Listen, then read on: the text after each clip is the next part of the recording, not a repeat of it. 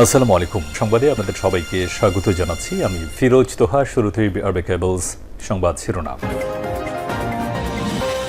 ইন্নালিল্লাহ।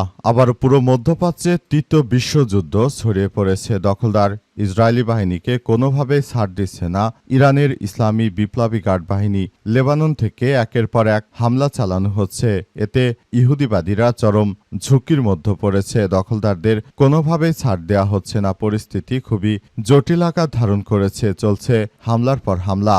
আর এরই মাঝে আমাদের হাতে এসে পৌঁছেছে এই যুদ্ধের সর্বশেষ গুরুত্বপূর্ণ সবথেকে তাজা আপডেট সংবাদ আপনাদের জানিয়ে দিব। প্রথমেই জানাবো, ইসলামাবাদে পৌঁছেছে ইরানের পররাষ্ট্রমন্ত্রী সৈয়দ আব্বাস আরাগচি।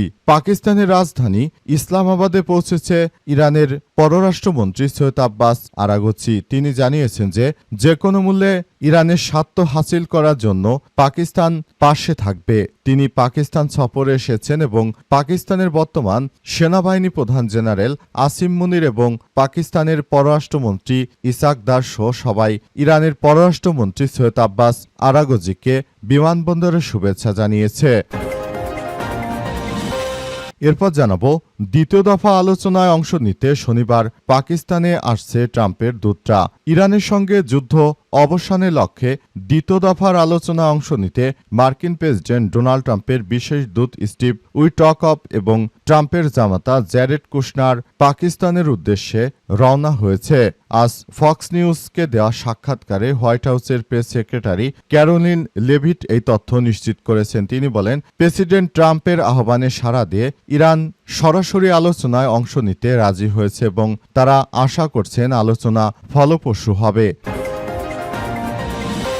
এদিকে পাকিস্তানের পর বিশেষ যে কারণে রাশিয়ায় ছুটছে ইরানের পররাষ্ট্রমন্ত্রী। মধ্যপ্রাচ্যে চলমান যুদ্ধের উত্তপ্ত পরিস্থিতির মধ্যে ইরানের পররাষ্ট্রমন্ত্রী সৈয়দ আব্বাস আরাগচি তার বিদেশ সফরের অংশ হিসেবে মস্কো সফরে যাচ্ছেন। পাকিস্তান এবং ওমানের মধ্যস্থতাকারী দেশগুলোর সঙ্গে আলোচনার পর ক্রেমলিন এই সফরে ইরান ও রাশিয়ার মধ্যকার দীর্ঘস্থায়ী এবং গভীর অংশীদারিত্বকে নতুন করে সামনে নিয়ে এসেছে।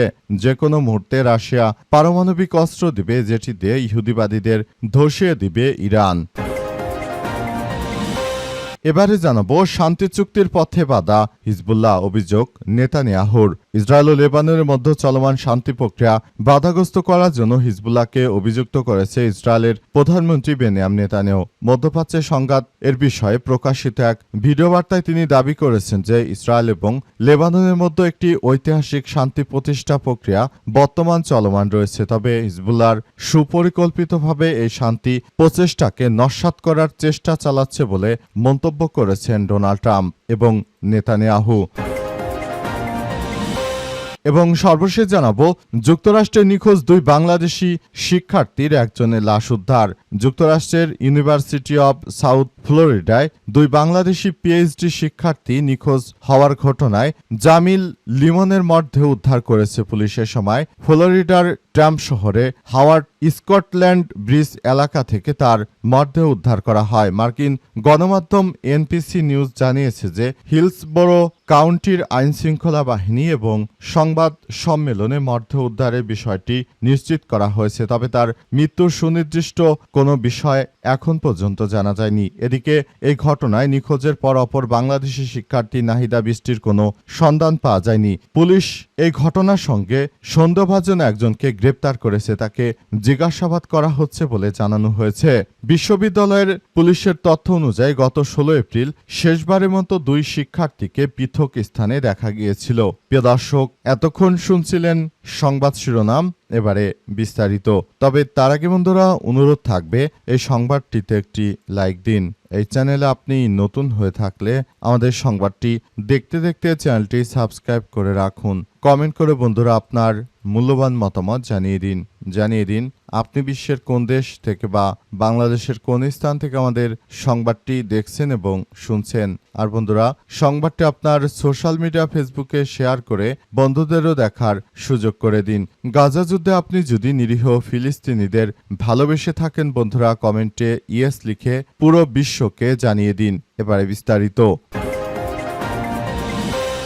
ইসলামাবাদে পৌঁছেছে ইরানের পররাষ্ট্রমন্ত্রী সৈয়দ আব্বাস আরাগচি। শান্তি আলোচনা। শান্তি আলোচনার জন্য ইরানের পররাষ্ট্রমন্ত্রী সৈয়দ আব্বাস আরাগচির নেতৃত্বে পাকিস্তানের রাজধানী ইসলামাবাদে পৌঁছেছে দেশটির একটি উচ্চ পর্যায়ের প্রতিনিধি দল। স্থানীয় সময় প্রতিনিধি দলটি ইসলামাবাদে পৌঁছায়। পররাষ্ট্র দপ্তর এফও মুখপাত্র তাহির আন্ডাবির বরাতে পাকিস্তানি সংবাদ মাধ্যম দ্য ডন জানিয়েছে যে বিমানবন্দরে পৌঁছানোর পর পাকিস্তানের উপপ্রধানমন্ত্রী ও পররাষ্ট্রমন্ত্রী ইসাক দার এবং প্রতিরক্ষা বাহিনী প্রধান ও সেনাবাহিনী প্রধান ফিল্ড মার্শাল আসিম মুনির ও অন্যান্য ঊর্ধ্বতন কর্মকর্তারা সৈয়দ আব্বাস আরাগচিকে অভ্যর্থনা জানিয়েছেন। সফরকালে ইরানের পররাষ্ট্রমন্ত্রী পাকিস্তানের শীর্ষ নেতৃত্বের সঙ্গে সর্বশেষ আঞ্চলিক ঘটনাগুলো এবং আঞ্চলিক শান্তি ও স্থিতিশীলতার জন্য চলমান প্রচেষ্টা নিয়ে বৈঠক করবেন। অন্যদিকে হোয়াইট হাউস জানিয়েছে যে মার্কিন বিশেষ দূত স্টিভ উইটকপ ও উপদেষ্টা জ্যারেড কুশনার আলোচনার জন্য শনিবার 25 এপ্রিল পাকিস্তান সফর করবেন। পাকিস্তানে আটকে 3000 কন্টেনার বিকল্প পথে নিচ্ছে ইরান। এদিকে সামাজিক যোগাযোগ মাধ্যম এক্সে পোস্টে ইরানের পররাষ্ট্রমন্ত্রী আব্বাস আরাগচি লিখেছেন যে আমার এই সফরের উদ্দেশ্য হল আমাদের অংশীদারদের সঙ্গে দ্বিপাক্ষিকভাবে ঘনিষ্ঠভাবে সমন্বয় করা এবং আঞ্চলিক ঘটনাগুলো নিয়ে পারস্পরিক প্রতিবেশীদের প্রতি অগ্রাধিকার দেয়া বলে নিশ্চিত করা হয়েছে। বর্তমান এই প্রেক্ষাপটে আসলে দখলদার ইসরায়েলি বাহিনী এবং মার্কিন যুক্তরাষ্ট্রের বিরুদ্ধে এটি হতে চলেছে ইরানের দ্বিতীয় দফার বৈঠক। আশা করা যায় বৈঠকে হয়তো ভালো কোনো কিছু হলেও হতে পারে, তবে সেটি আসলে এখন পর্যন্ত বলা সম্ভব হচ্ছে না। দ্বিতীয় দফা আলোচনা অংশ নিতে পাকিস্তানে যাচ্ছে ট্রাম্পের দূতেরা। ইরানের সঙ্গে যুদ্ধ অবসানের লক্ষ্যে দ্বিতীয় দফার আলোচনা অংশ নিতে মার্কিন প্রেসিডেন্ট ডোনাল্ড ট্রাম্পের বিশেষ দূত স্টিভ উইটকপ এবং ট্রাম্পের জামাতা জ্যারেড কুশনার আজ পাকিস্তানের উদ্দেশ্যে রওনা দেবেন বলে জানা গেছে। শুক্রবার ফক্স নিউজকে দেওয়া সাক্ষাৎকারে হোয়াইট হাউসের প্রেস সেক্রেটারি ক্যারোলিন লেভিট এই তথ্য নিশ্চিত করেছে। তিনি বলেন, প্রেসিডেন্ট ট্রাম্পের আহ্বানে সাড়া দিয়ে ইরান এই সরাসরি আলোচনা অংশ নিতে সম্মত হয়েছে এবং আশা করা হচ্ছে আলোচনা ফলপ্রসূ হবে এবং এটি চুক্তির দিকে অগ্রসর হবে। এর আগে 11 ও 12 এপ্রিল পাকিস্তানের ইসলামাবাদে যুক্তরাষ্ট্র এবং ইরানের মধ্যে প্রায় 21 ঘণ্টাব্যাপী সরাসরি আলোচনা হলেও কোনো সমঝোতা হয়নি। ওই বৈঠকে মার্কিন প্রতিনিধি দলের নেতৃত্বে ছিলেন জেডি ভ্যান্স, তবে এবার তিনি সফরে যাচ্ছেন না। লেভিট জানিয়েছেন যে ভ্যান্স বর্তমানে না গেলেও প্রয়োজনে যে কোনো সময় আলোচনায় যোগ দিতে প্রস্তুত আছেন বলে আরও উল্লেখ করা হয়েছে। প্রয়োজনে সংশ্লিষ্ট সবাই দ্রুত পাকিস্তানে যেতে প্রস্তুত রয়েছে। উইটকপ ও কুশনার এর আগেও পাকিস্তানের সঙ্গে আলোচনায় যুক্ত ছিলেন, যদিও পরে হামলা সংক্রান্ত উত্তেজনার কারণে সম্পর্ক জটিল হয় এবং তেহরান তাদের বিরুদ্ধে প্রতারণার অভিযোগ তোলে। সূত্র অনুযায়ী পাকিস্তানের মধ্যস্থতায় গত 8 এপ্রিল যুক্তরাষ্ট্র ইরানের মধ্যে সাময়িক যুদ্ধবিরতি হয়, যা পরে 22 এপ্রিলের পর অনির্দিষ্টকালের জন্য বাড়ানো হয়েছে। পাকিস্তানের পর বিশেষ যে কারণে রাশিয়ায় ছুটলেন ইরানের পররাষ্ট্রমন্ত্রী। মধ্যপ্রাচ্যে চলমান যুদ্ধের উত্তপ্ত পরিস্থিতির মধ্যে ইরানের পররাষ্ট্রমন্ত্রী আব্বাস আরাগচি তার বিদেশ সফরের অংশ হিসেবে মস্কো সফরে যাবেন বলে জানা গেছে। পাকিস্তান ও ওমানের মতো মধ্যস্থতাকারী দেশগুলোর সঙ্গে আলোচনার পর ক্রেমলিনে এই সফর ইরান ও রাশিয়ার মধ্যস্থকারী দীর্ঘস্থায়ী এবং গভীর অংশীদারিত্বকে নতুন করে সামনে নিয়ে এসেছে। যুক্তরাষ্ট্রের সঙ্গে সংঘাত শুরু হওয়ার পর থেকে রাশিয়া ইরানের জন্য একটি অত্যন্ত গুরুত্বপূর্ণ কূটনৈতিক ও সামরিক মিত্র হিসেবে আবির্ভূত হয়েছে।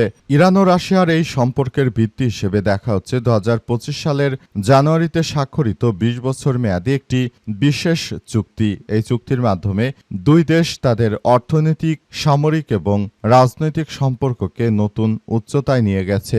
রাশিয়া শুরু থেকে ইরানের উপর মার্কিন হামলাকে বিনা উস্কানিতে আগ্রাসন হিসেবে অভিহিত করে আসছে, যদিও তাদের এই চুক্তিতে কোনো পারস্পরিক প্রতিরক্ষা বা সরাসরি যুদ্ধে জড়ানোর কোনো প্রতিশ্রুতি না থাকলেও এখন বিষয়টি নিয়ে সবাই খুবই গুরুত্ব সহকারে দেখছে। তারা আরও জানিয়েছে যে পুরো মধ্যপ্রাচ্য জুড়ে দখলদার ইসরায়েলি বাহিনী এবং মার্কিন যুক্তরাষ্ট্র তারা যে ধরনের অন্যায় কার্যক্রম চালিয়ে যাচ্ছে এটি আসলে কোনোভাবেই আর মেনে নেওয়া যায় না। সবকিছুর জন্য জায়নবাদীদেরকে আসলে কার্যক্রম থেকে বাতিল করার মধ্য দিয়ে একটি গুরুত্বপূর্ণ বার্তা দিয়েছে ইরানের পক্ষ থেকে আরও বলা হয়েছে যে বর্তমান সময়ে আসলে পরিস্থিতি খুবই জটিল আকার ধারণ করেছে এবং আমরা মনে করি বর্তমান এ সময়ের মধ্যে আসলে দখলদারদের বিরুদ্ধে সর্বাত্মকভাবে কার্যক্রম চালিয়ে যাওয়ার মধ্য দিয়ে সবাইকে এগিয়ে যেতে হবে। পুরো মধ্যপ্রাচ্য জুড়ে দখলদার ইসরায়েলি বাহিনী যে ধরনের তাণ্ডব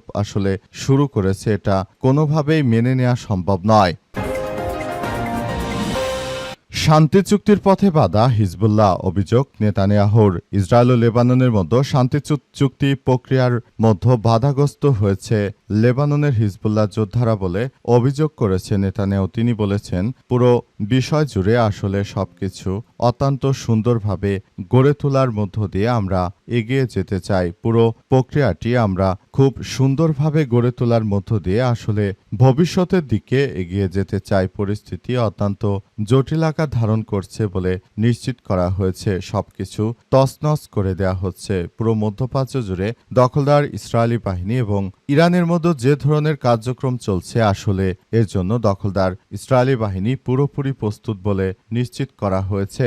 দখলদার ইসরায়েলি বাহিনীকে চরমভাবে ধসিয়ে দিচ্ছে ইরানের ইসলামী বিপ্লবী গার্ড বাহিনীর সদস্যরা। পুরোপুরি প্রক্রিয়া এমনভাবে যাচ্ছে যে দখলদারদের একদম ধূলিসাৎ করে দিচ্ছে।